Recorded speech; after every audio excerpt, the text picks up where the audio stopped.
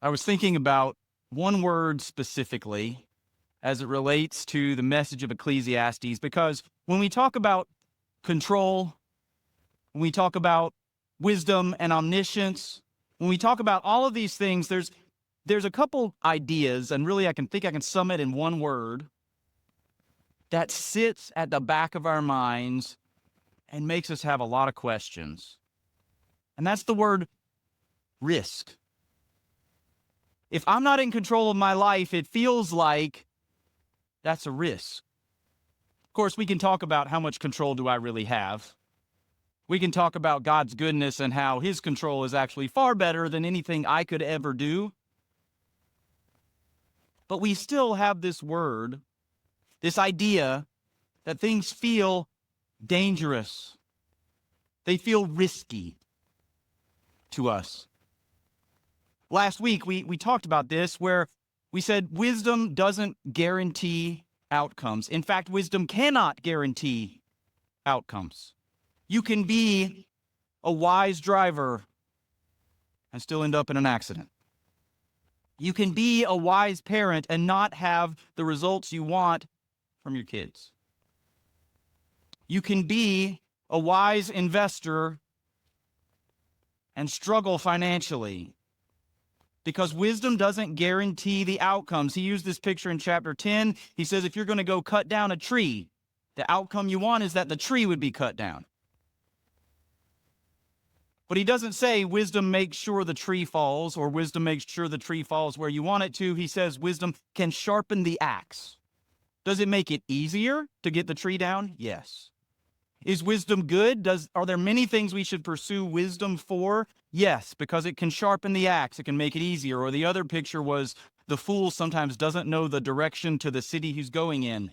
So he starts off somewhere and he hopes it's the right way, but he doesn't know. Wisdom doesn't guarantee you make it there. If you were to say, I'm going to start a road trip to St. Louis right after church today, wisdom can't guarantee that you make it there. But if you have no idea which direction St. Louis is, it's going to be harder. That's what wisdom is for.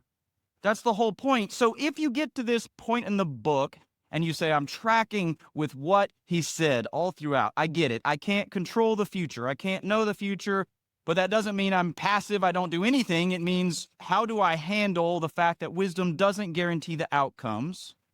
Well, how do I pursue it? And in chapter 11, he's going to give you several pictures. Again, you know how Ecclesiastes has worked if you've been here with us. He doesn't like to just give you, here's one quick, easy sentence that you can put on a Hallmark card and move away and be like, it's all good. He really doesn't do that. He doesn't give you these little phrases like, oh, I got it, check, done, I can move on with life. He makes you think. And he's going to do that. But in the big picture, what he's doing is saying, since wisdom doesn't guarantee outcomes, how do I navigate the risk that I feel? What do I do with that? And I'm going to read, beginning in verse 1. I'll read the whole chapter. Cast your bread upon the waters, for you will find it after many days. Give a portion to 7, or even to 8, for you know not what disaster may happen on earth. If the clouds are full of rain, they empty themselves on the earth, and if a tree falls to the south or to the north, in the place where the tree falls, there it will lie. He who observes the wind will not sow, and he who regards the clouds will not reap. As you do not know the way the Spirit comes to the bones in the womb of a woman with child, so you do not know the work of God who makes everything. In the morning sow your seed, and at evening withhold not your hand, for you do not know which will prosper, this or that, or whether both alike will be good. Light is sweet, and it is pleasant for the eyes to see the sun. So if a person lives many years, let him rejoice in them all. But let him remember that the days of darkness will be many. All that comes is vanity or is fleeting. Rejoice, O young man, in your youth, and let your heart cheer you in the days of your youth. Walk in the ways of your heart and the sight of your eyes, but know that for all these things, God will bring you into judgment. Remove vexation or sorrowful frustration from your heart, and put away pain from your body, for youth and the dawn of life are fleeting, are vanity. So if we start at the beginning here, we have a phrase that gets used a fair amount. People say, cast your bread on the waters. And then if you've done any research at all into what that means, I think the main conclusion you're going to get is people have no idea. If you go read through commentaries, literally I found at least 9 separate ways people interpret it. And of course, argue that theirs is right and all the others is wrong, of course. Some of it is this is probably a cultural reference that we may not know everything about that cultural reference. So you have things like someone might say, conduct business abroad and you'll see a long-term reward. That's one way some people interpret it. Be generous to others and they will help you in time of need. It's one way. I thought this was interesting. Somebody said it meant essentially offshore your investments so the government can't steal them. Maybe, I don't know. Trust God's providence by giving up daily provision. My bread's going somewhere, but I'm trusting it's coming back, either in generosity or investment. There's a whole bunch of different ones. I could keep going. Here's the theme that I think runs through all of them. Risk something now to receive something good later. Now, we can talk about all the applications, and some of those probably are good applications. Some of them probably aren't. That's a different conversation. But the big theme, since you, in your wisdom, don't know the future and you can't control it, don't be so fearful of risking something now. You go, this feels like a loss right now. In the case of bread, if you put bread, whatever the waters represent, wherever they go, okay, but the picture is bread, that's something you need. You need food, especially in the agricultural world. They ate a lot of bread. You need bread. Be willing to risk right now, I don't have it, in order to pursue something good in the future. In other words, don't say, I can't know the future, so I can't risk anything now to hope that it gets better.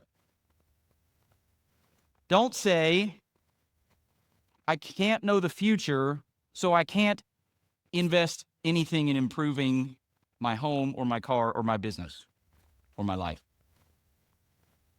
Saying you don't know the future, that's okay. Risk, because that's what it has to always be since you don't know the future.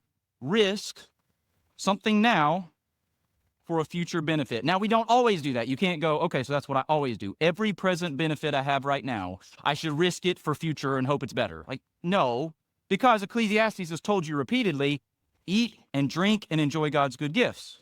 So if he were saying, risk your bread now for something better all the time, then he couldn't tell you risk or enjoy the good gift that God has given right now.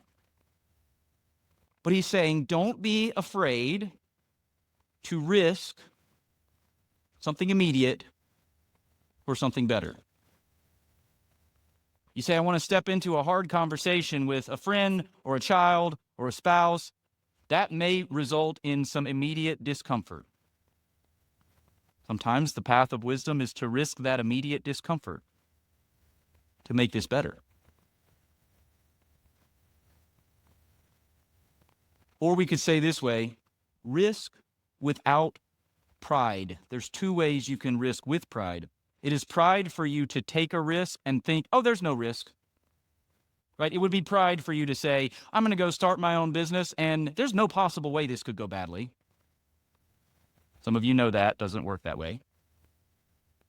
It's pride to take a risk and say, I have no risk. Think James when he says we're going to go, he says, don't say we'll go to this city and make a profit. He says, no, you say if the Lord wills. In other words, recognize there's a risk here.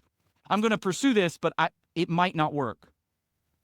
But there's another way to have pride, and that is to not pursue any risk because you don't know what will happen. That's also pride. The only way I can risk myself is if I know all the outcomes. No, he's saying, you don't know the future. Be willing to risk an immediate loss for a long-term gain. But verse 2, because you have to take 1 and 2 together.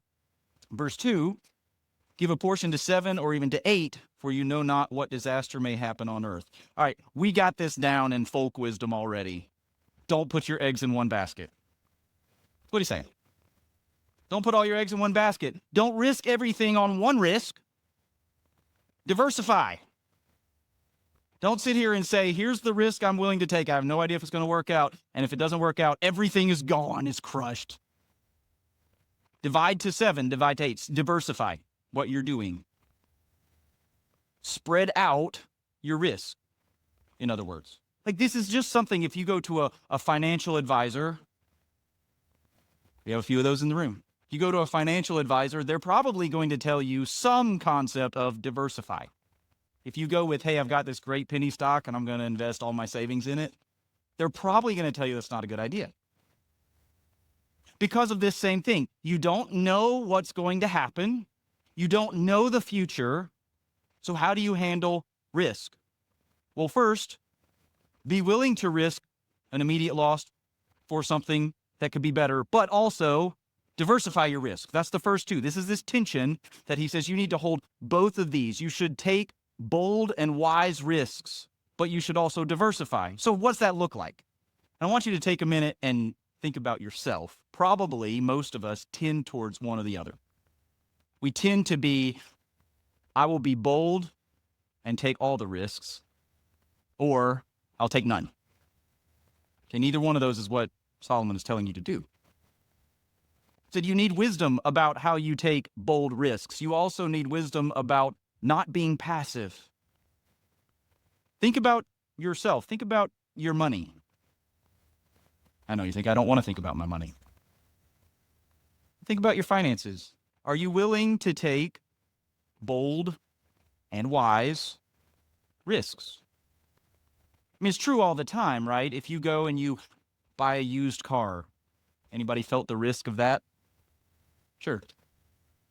But then, of course, we do these things. We talk about, well, but my car is breaking, and here's how much I'm spending to repair it, and maybe I should just bite the bullet and go buy a new one, or a used one, or whatever. Right? How do I handle that risk? Are you willing to take those kinds of risks? Are you willing to invest? You say, I want my life to look different. I want to pursue a different career. Are you willing to invest in the training and the experience to get there? That's a risk, right? You might pursue it and decide, I actually hate this.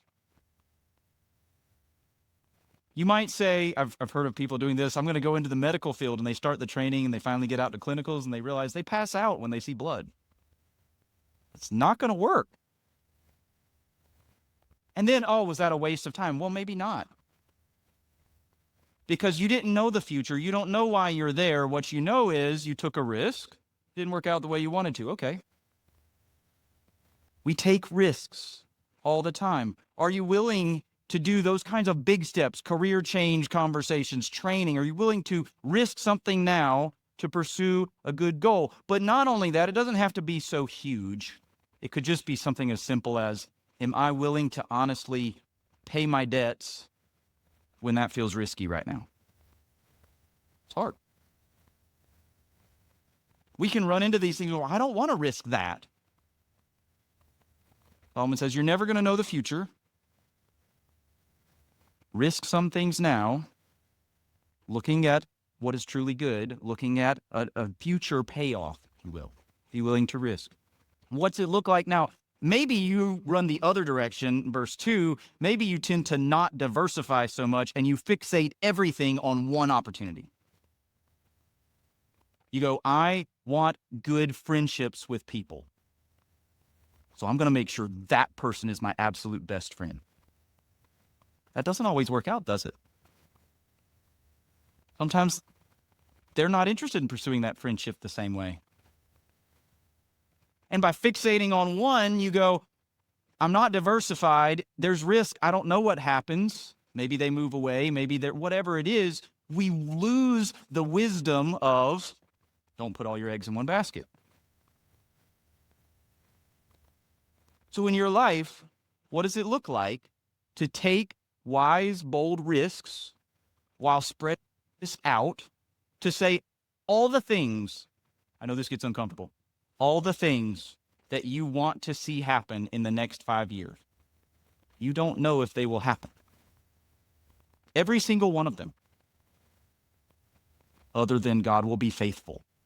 But we don't know all the details of what that looks like. You don't know.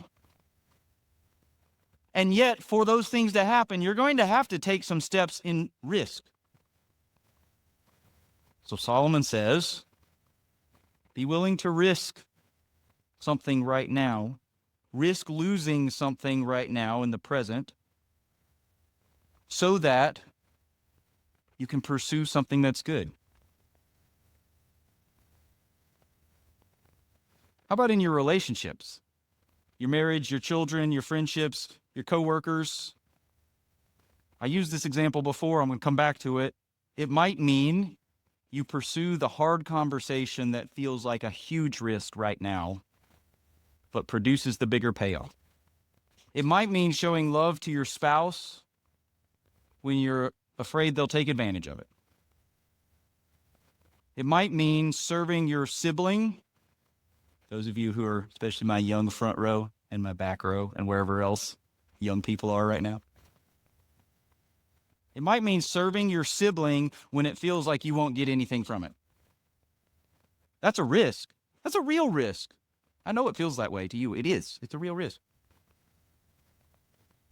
But what Solomon tells us is be willing to take those kinds of risks to pursue what's good.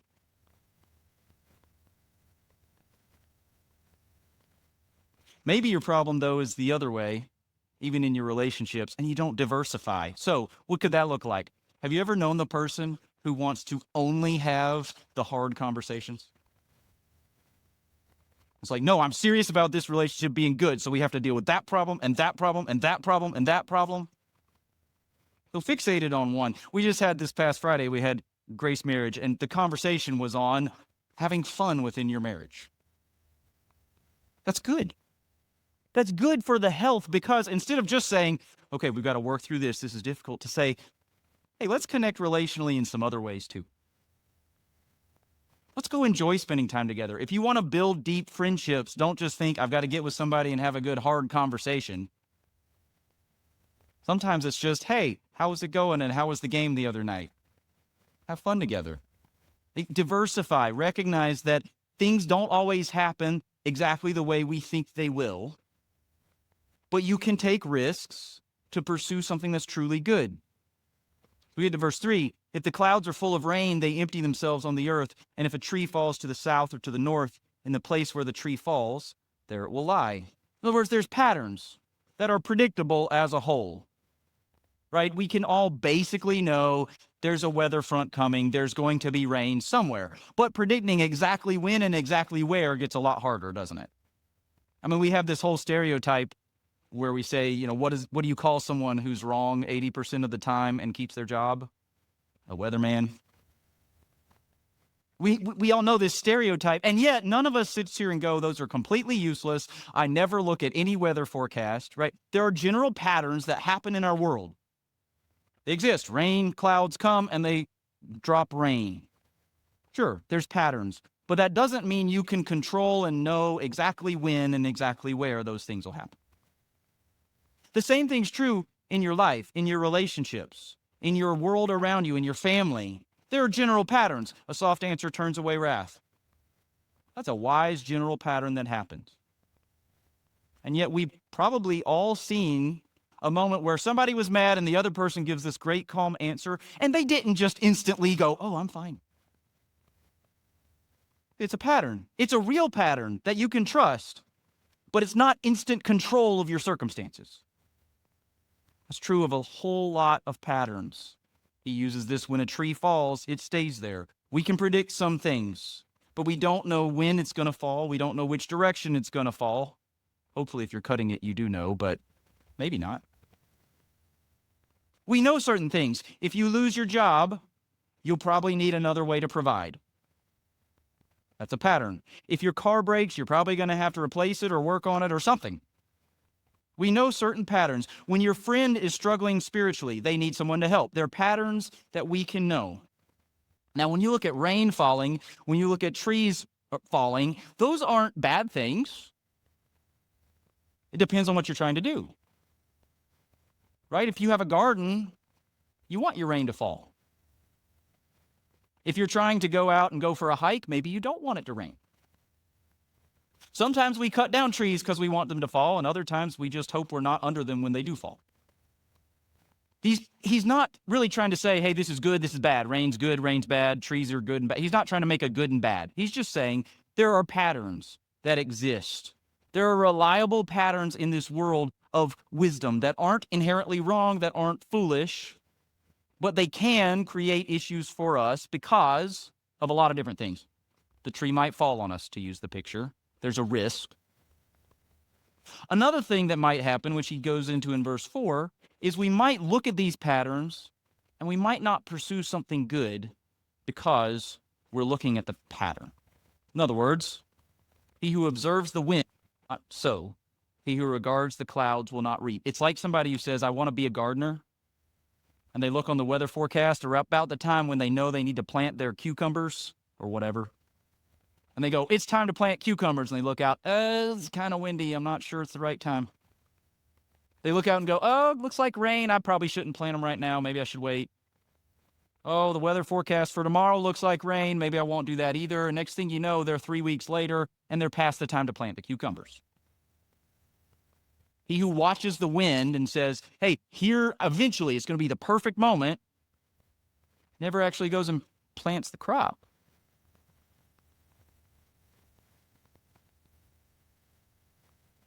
An example of that kind of thing, to say, Solomon, what do you, like, cool, planting, I don't plant. What are you talking about? An example, we all know housing markets go up and down.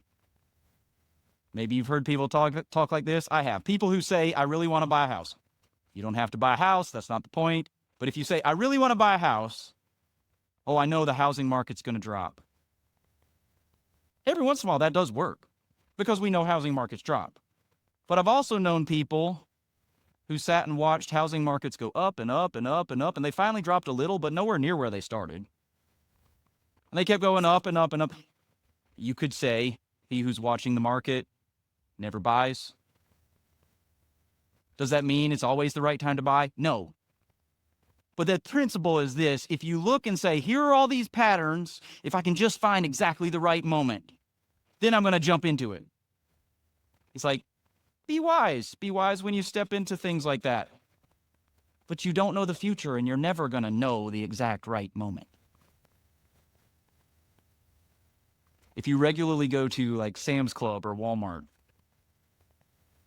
and you see an item that just went on sale. I don't know if anybody else does this. My wife is wonderful at this. You see an item that just went on sale, and you're like, it's not quite low enough, but if you wait a couple weeks, I bet they'll drop it again. And then you go in a few weeks, oh, I bet they're going to drop it again. Now, if you keep waiting for them to keep dropping it, what happens? You go in 1 week and you're like, man, I should have gotten it last week because it's gone. It's the same principle. He who observes the wind, these regular patterns happen, but if all you do is look at the pattern and go, oh, I know the future. There's a better chance. It's coming up. I'm going to jump in then. Oh, no, it dropped a little. I'm going to jump in when it gets a little lower. You'll never actually go sow. Be willing to take that risk. Now, he continues with the planting metaphor in verse 6. Before that, he uses an illustration. He says, just like you don't know how the human spirit comes to a baby in the womb of a woman, you don't know how that works, so you don't know all of the work of God who makes everything. In other words, he's just reiterating what he said throughout the book. You don't know the future. There are days of adversity and days of prosperity, and you don't know how all of those work together. He just says you don't know all of that. So therefore, verse 6, in the morning sow your seed, and at evening withhold not your hand, for you do not know which will prosper, this or that, or whether both alike will be good. So here's his picture. If you're sitting in your house going, I don't know, it looks like it might rain today, go plant some seeds. If it starts raining and chases you inside, come back inside. And then you get to the evening, go plant some more seeds. Like, you don't know which seeds are going to grow, so plant more seeds and plant more seeds. Opportunity to do good. That's really his overall point in this picture. Now, what's the danger in planting in the morning and planting at night? Well, we could talk about agricultural details probably that he didn't intend. But here's one. You risk being inefficient. Right? If you know the seeds I plant on the evening of April 2nd, they're going to grow and they're going to be wonderful. Then, of course, you're not going to plant the other times. You're going to wait. But you don't know that. So you might plant some seeds on let's say April 5th, that don't grow. Well, that feels pretty inefficient. I wish I hadn't planted that other time. He's like, you don't get, in other words, because we don't know the future, you don't get to be perfectly efficient. That's part of the risk. Risk being inefficient in order to pursue good. Now, I used agricultural metaphors. We can all go, yeah, sure, what's that have to do with me? Okay, so put it into your life. You say, within your marriage, say, I would be glad to do whatever it takes to give me a fantastic marriage. Just tell me exactly what it is and I'll do it. No, plant good over and over and over again. You're like, well, I don't know if that good's going to grow into a good plant or not. I know, keep planting good. Galatians says something about that, right? Don't grow weary in doing good, for in due season you will reap if you faint not. We have to risk being inefficient in order to do good because I don't know the results of all my actions, so I need to pursue good in as many ways as I can. That might be inefficient. You might plant in the morning and that's not the seeds that come up. You pursue faithful business in your job. You say, I'm going to be a godly worker. I'm going to pursue this project.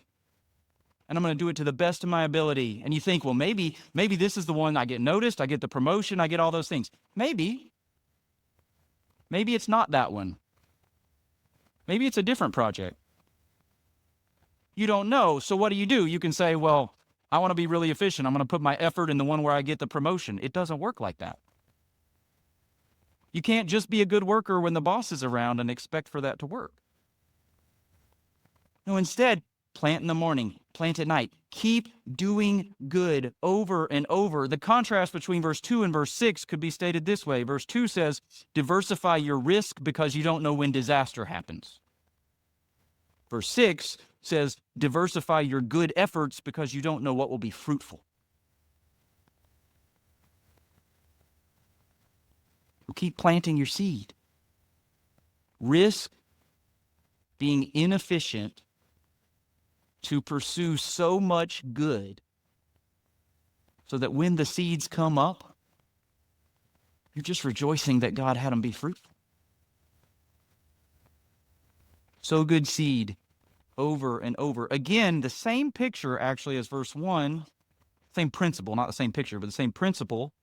Pursue what's good in front of you without expecting a controllable immediate return. When you plant seeds, that's what you do. You plant 100 seeds. Do you get 100 plants? Probably not, maybe, but very often not. When you plant seeds, do you get plants the next minute? No. Do you get plants the next day? No. So pursue what's good in front of you without expecting to get an immediate return. Without expecting 100% efficiency, I did this good thing, I got all the good I wanted out of it. Paul gives us this picture too. He uses different words. He says one man plants and another man waters, but God gives the increase. God gives the growth. Plant good things over and over because you don't know which one of them becomes an oak tree. Parents, you do this all the time. Grandparents, you do this all the time.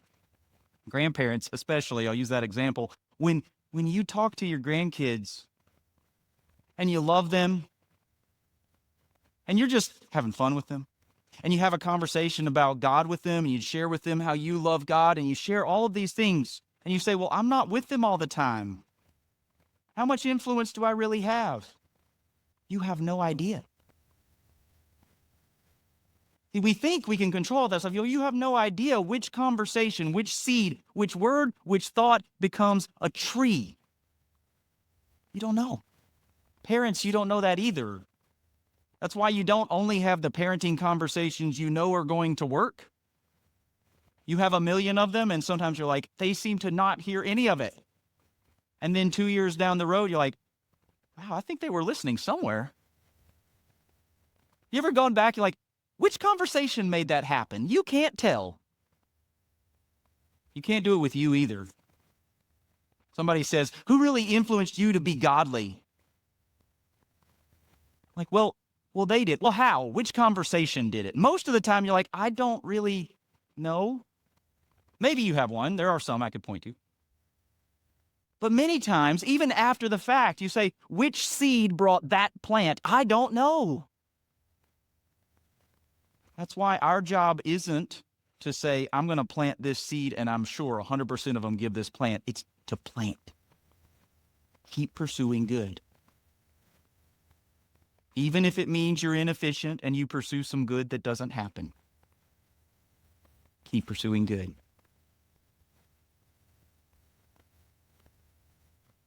We could talk about how this looks in your life. We could talk about these principles in broad terms. Risk something now for something better later. Spread out your risk. Risk being inefficient in pursuing good because you don't know which good is going to be ultimately fruitful. Pursue good all the time. We can talk about these principles. We can talk about each of these different situations, and there's a million things that we could apply these to. One passage I want to draw our minds to is from Ephesians chapter 4. I was having a good conversation with the high school principal, Brad Neal, earlier this week. He was sharing his vision for the school, for the students here, and how he wants to see each of those students realize that they, in their work at school, should be pursuing what Ephesians calls the work of the ministry. If you're a believer, that's what you're supposed to do. You're supposed to be strengthening those around you, bearing their burdens. You're supposed to be loving them as you love your neighbor as yourself. You're supposed to be caring for them in practical ways, in spiritual ways, encouraging, comforting, all of these things. Could be counseling. It could be as we sing to one another.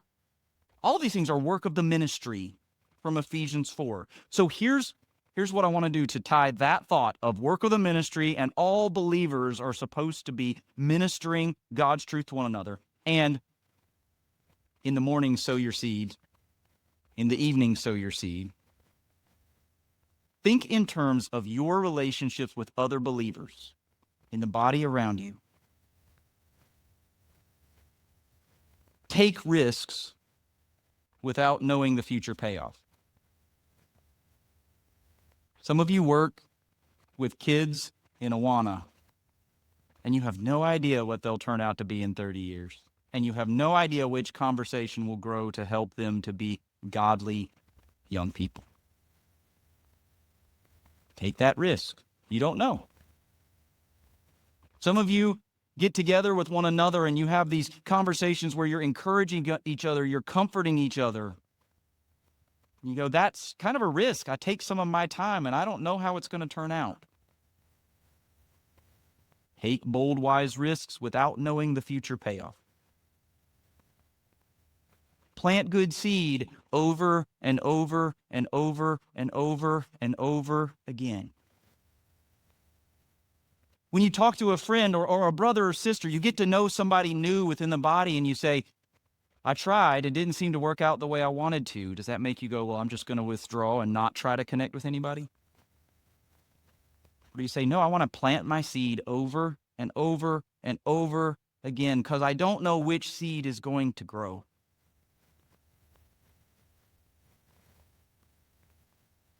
Part of the work of the ministry is helping each other fight sin. When you talk with someone and you go, they're struggling with a sin issue, and you talk with them and you encourage them and you pray with them, and then you find out they fell in that again. You're like, what was the point of all that? It's so inefficient. No, it's planting seeds, asking God to give the growth. You don't know which one's going to grow. So don't grow weary in doing good. Even though wisdom doesn't guarantee outcomes, there are these patterns for us. Take risks. Don't grow weary in doing good. Spread out your risk. There's wisdom all around. If you were to take these principles that Solomon gives you and you put them in any area of your life, you'll find paths you can walk down. You'll find wise paths to pursue. But in all of this talk, so we can hear diversity, risk, wisdom, you can be like, oh man, so I'm basically just supposed to try and do good and hope that it's not all terrible. I'm supposed to risk immediate loss now for future good, so do I just live like a miserable life now and hope it works out? No, thankfully, we get to verse 7, and he says, light is sweet, and it is pleasant for the eyes to see the sun. As simple as it is, he says, enjoy the good things. Enjoy what's really good. There's a lot of darkness. There's a lot of adversity. There are times you plant seeds and they don't grow, but there are times you plant seed and they're due, so enjoy that. There's times you walk outside and you go, the sun feels really hot, like yesterday if you were sitting outside. You're like, I don't know if I really want to see the sun at this exact moment. Sure. But there are also times you walk outside and it just feels good. Solomon doesn't tell you the way to be wise is to not enjoy anything, to be like Ebenezer Scrooge. Okay, I think we probably all know that reference. You know, Scrooge counts all his money, but never does anything with it. He's freezing cold in his shop. He's mad if his shopkeeper burns an extra candle. He's never generous. You go, he's trying to accumulate all of this stuff by avoiding risk as much as possible. But he doesn't just enjoy what's good. That's not the kind of wisdom that Solomon is pointing us to. He says, enjoy these good things. The world you have moves up and down. You have good days, you have bad days. Is it easier to remember that the good days are fleeting than to remember that the bad days are fleeting? I find it easier. When you're in the middle of, here's a really great time, isn't it easy to be like, everything's going really well right now, but man, I know tomorrow won't be this good. I know the other shoe's going to fall. But we often don't do that the other way and go, well, things are really terrible right now. That's okay. I know it's about to get better. Usually not the way we're bent. Normally, we like to think the good stuff is fleeting, the bad stuff's probably here forever. Notice what he says in verse 8. If a person lives many years, let him rejoice. Enjoy the good things, but let him remember the days of darkness will be many. Enjoy the good things, but know there's going to be bad days. And then his summary statement, all that comes is fleeting. That's what this vanity, it's hevel, it's like a breath. When you go through the worst seasons of your life, which I know this room represents many very bad ones at times. When you go through the worst seasons of your life, at the very least, we can say the sufferings of this present time aren't worth comparing to the joy that is to come. At the very least, we can say this whole life, even if it is my whole life, it's fleeting compared to eternity. But even within our lives, most situations that are really bad, they don't last. Most of them. Solomon says, enjoy the good that's there. Verse 9, rejoice, O young man, in your youth, and let your heart cheer you in the days of your youth. Walk in the ways of your heart and the sight of your eyes. He just says, look, enjoy. When you're young and your body works exactly the way you want it to, go enjoy it. Because, as some of you know, that's fleeting.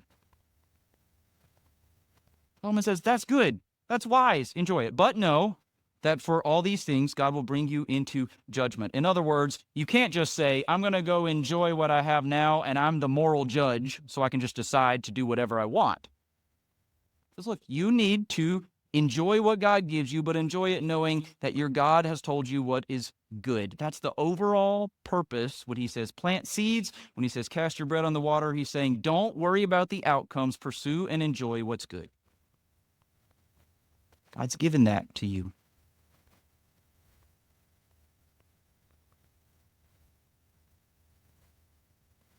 So I want to ask you, when you think about these principles,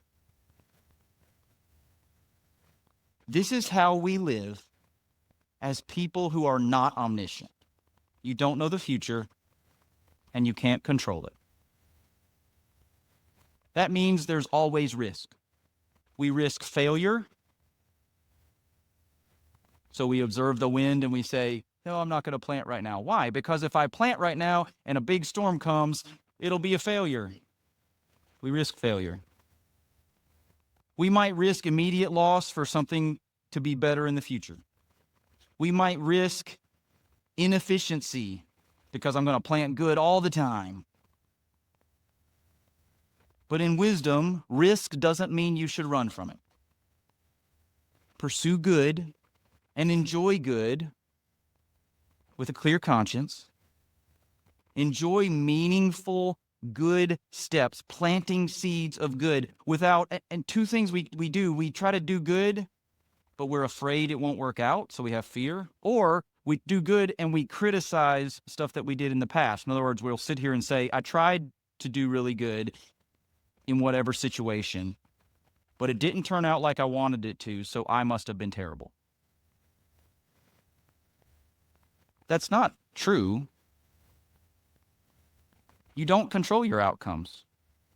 If you say, I tried to be a good, godly parent, and my children did not end up where I wanted them to be, that doesn't mean you need to go beat yourself up about it. You planted seeds. Did all those seeds grow? No. That doesn't mean it wasn't wise. It means you're not God.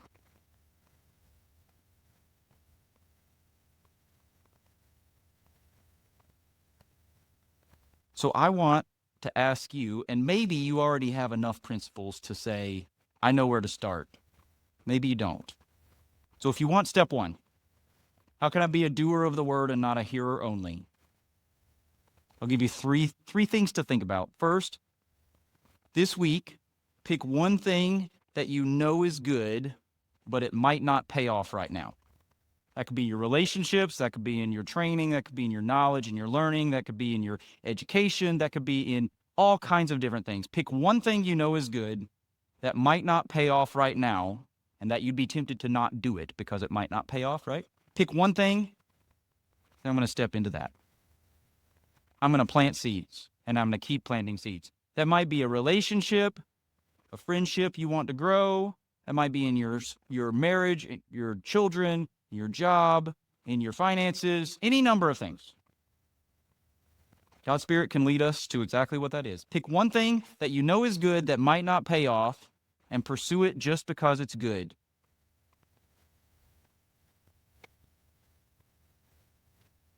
Second thing, pick one pattern that feels risky and push past that fear to do good.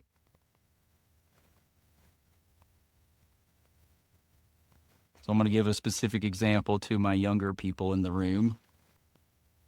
But I think we could translate it. Some of you have siblings, and some of you know that your siblings aren't always perfect. Possibly.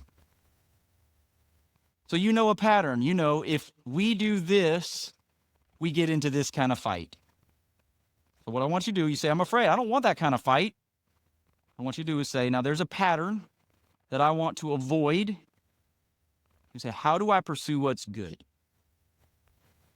My sibling might fight me. Sure. How do you serve them? How do you love them? How do you do something good? How do you push past a fear? This pattern keeps happening to say, I'm going to pursue good anyway. It might look like that when you're younger. It might look like school for you guys, and you go, when I try really hard to think about school, sometimes I still mess up. Sometimes I struggle to understand and pay attention. And so then you might be tempted to go like, well, forget it. I'm just going to goof off because when I try, it doesn't work well either. Hey, no, there's a pattern. I'm afraid I'm going to fail. Okay. Pursue what's good anyway. I want to pay attention. I want to learn. I want to grow.